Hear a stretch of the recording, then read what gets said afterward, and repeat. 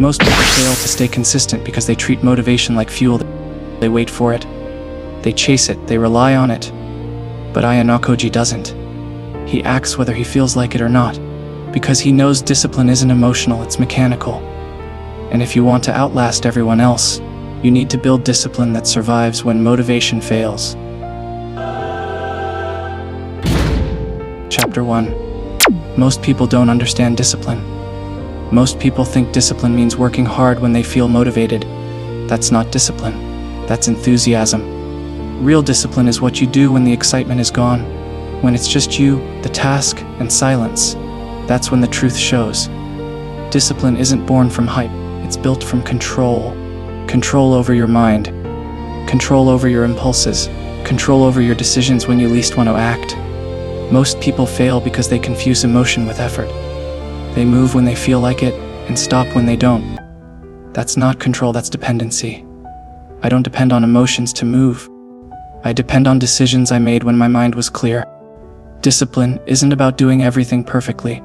It's about doing what matters, even when it feels pointless. Because most progress feels pointless at first. There's no reward, no excitement, no recognition, just repetition. And that's where most people quit. They assume something's wrong because it feels dull. But boredom is part of mastery. It's a signal that your emotions are no longer in control. That's where I start to win, because I stop chasing feelings. I chase execution. Motivation fades fast, discipline stays because it's tied to identity. When you stop relying on emotion, you stop breaking promises to yourself. That's why I don't wait to feel ready. I just begin. That's the first rule of unshakable discipline. Never rely on the spark, rely on the structure, because once motivation leaves, only structure remains, and that's what I trust most. Chapter 2. Emotion is the enemy of consistency. Emotion is powerful, but it's unreliable. It can push you forward or completely paralyze you. That's why I treat emotion like weather. I acknowledge it, but I don't obey it. When you build your actions around emotion, your performance becomes unstable. One bad day ruins your entire system. That's not discipline, that's chaos. So I separate how I feel from what I do. If the plan says train, I train. If the plan says study, I study. I don't need to feel good about it. I just need to do it. Because consistency doesn't require emotion. It requires direction. Every time I follow through without emotion, my control grows stronger. That's how you desensitize yourself to excuses. Emotion wants to debate, it wants comfort, it wants to rest, but discipline wants results. The two don't coexist. When my mind says, not today, I act anyway. Because that moment of resistance is the real test. Anyone can move when it's easy. But when it's uncomfortable, that's where you become different. Discipline starts the moment your emotions resist action. That's the battle most people lose. They think something's wrong when it feels hard. It's not wrong, it's normal. The stronger your emotions, the more important it is to stay steady. The more chaos you feel inside, the calmer you must act. That's why emotional control is the backbone of discipline. It keeps your execution stable, no matter the mood, no matter the pressure, no matter the noise. Chapter 3. Remove motivation from the equation. Motivation is useful, but temporary. It's like caffeine for your mind. It spikes, then crashes. If you rely on it, your performance will always fluctuate. That's why I removed motivation from my process completely. I don't wait for it. I don't chase it. I don't even expect it. Instead, I build routines that run without emotional input. The system acts. I just follow. When I don't rely on motivation, I remove hesitation. Because hesitation comes from thinking too much. From asking, do I feel like it today? I don't ask that question. The answer doesn't matter. The task stays the same. That's how I stay consistent when others drift. They get trapped in emotional negotiation. I operate from logic, not mood. And here's the truth: motivation dies at the first sign of resistance. Discipline survives because it doesn't care. When I'm tired, I still execute. When I'm uninspired, I still execute. When I fail, I still execute. That's the point, because if your actions depend on motivation, your growth will always be unstable. But if they depend on structure, you'll outlast everyone. That's why I built my discipline like a system. Cold, efficient, emotion-proof. That's the foundation of consistency. When motivation fails, my system doesn't. And that's why I never stop moving forward. Chapter 4. Build systems, not feelings. Feelings are unpredictable. Systems are reliable. Most people build their routines around inspiration. I build mine around clarity. I define what matters before emotions interfere. Then I commit to the structure. Because once emotion enters the equation, logic disappears. The system protects me from that. I don't need to feel ready. I just need to follow the process I designed. It's like programming my mind to execute automatically. Each action becomes predictable. That's the real secret behind discipline. Predictability creates momentum, and momentum replaces motivation. Once the system takes over, the weight of decision-making disappears. You no longer waste energy deciding. You just do. That's what I trust most. Automation through discipline. The fewer choices I make, the fewer chances I have to fail, because choice invites emotion. Emotion creates hesitation. Hesitation kills consistency. My structure removes all three. I schedule, commit, execute. No debate, no delay. That's why I never burn out from overthinking. The system moves me even when I don't want to. It's the reason I stay consistent while others spiral. If your routine depends on how you feel, it's fragile. If it depends on structure, it's permanent. And permanence is what I aim for. Chapter 5. The Boredom Threshold. Boredom destroys more goals than failure ever will. Most people quit when the excitement fades. They think the process is broken.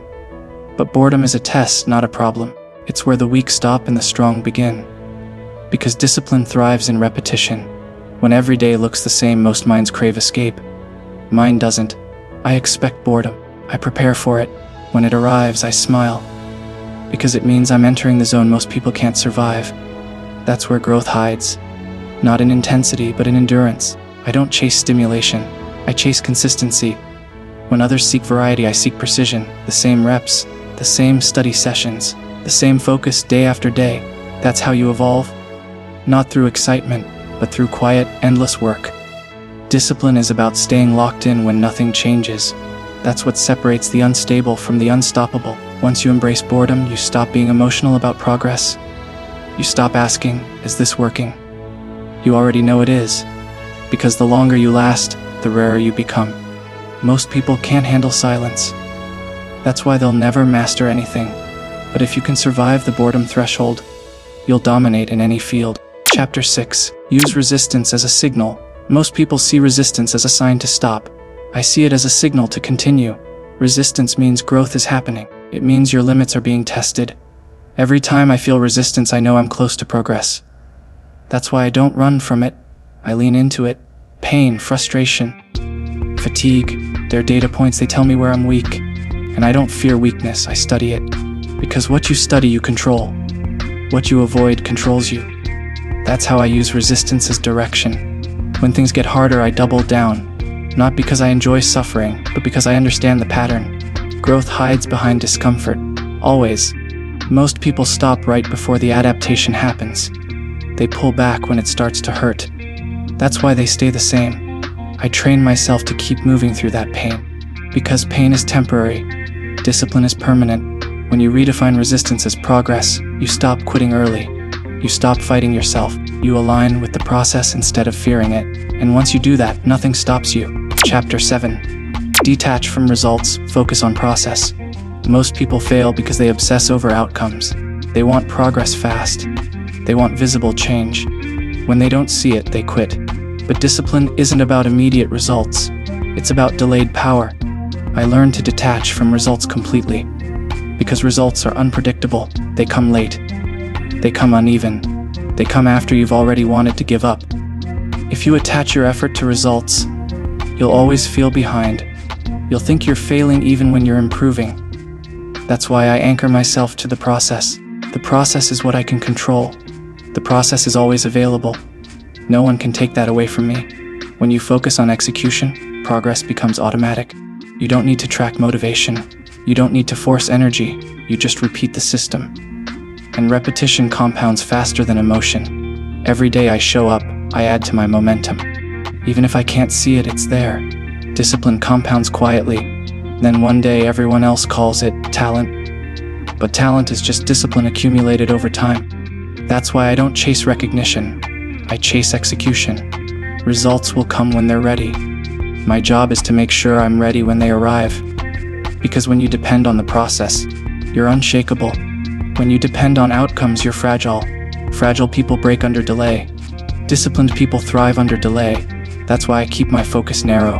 One process, one standard, one direction, and everything else falls in line.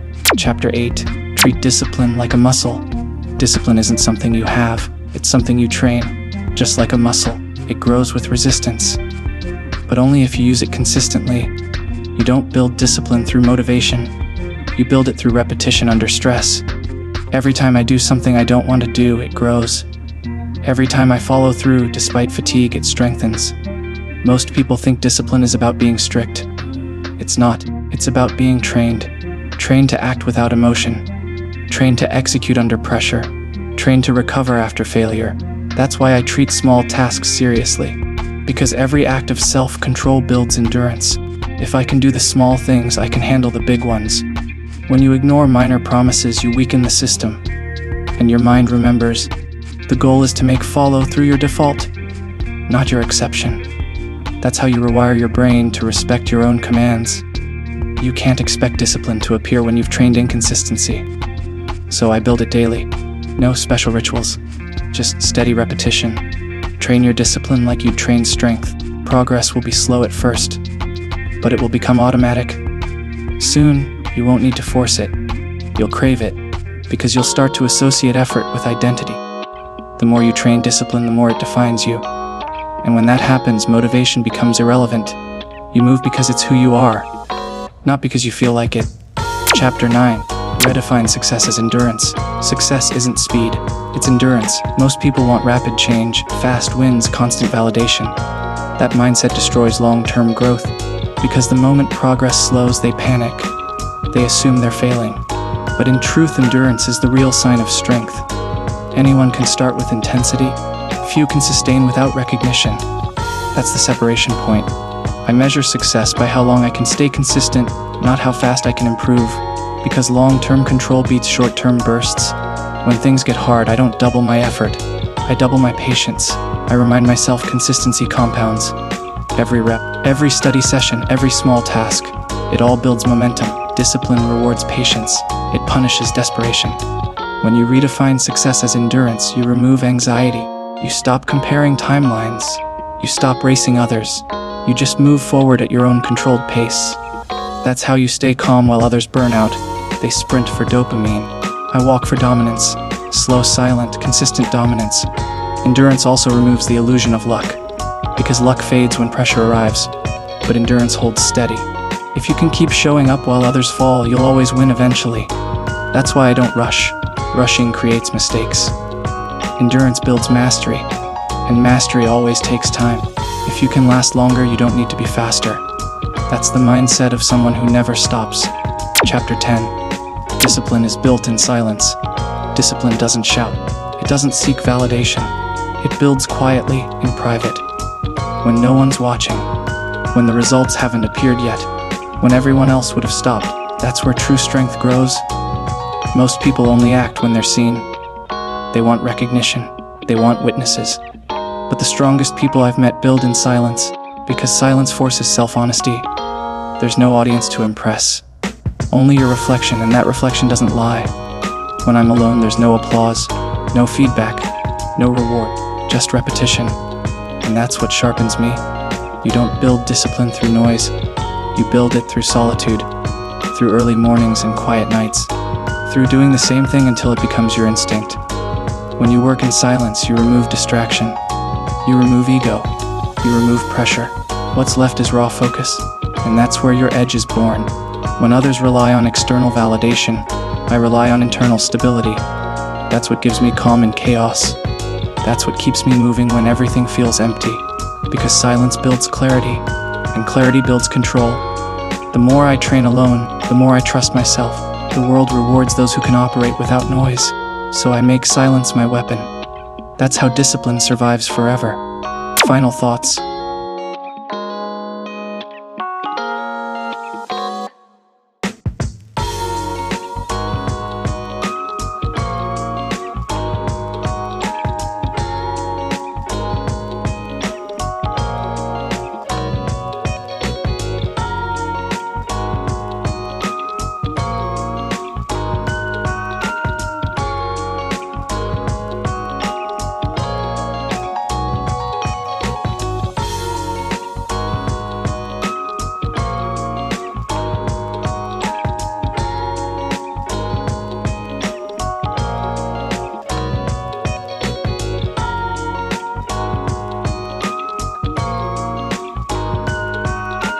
Be elite, stay elite.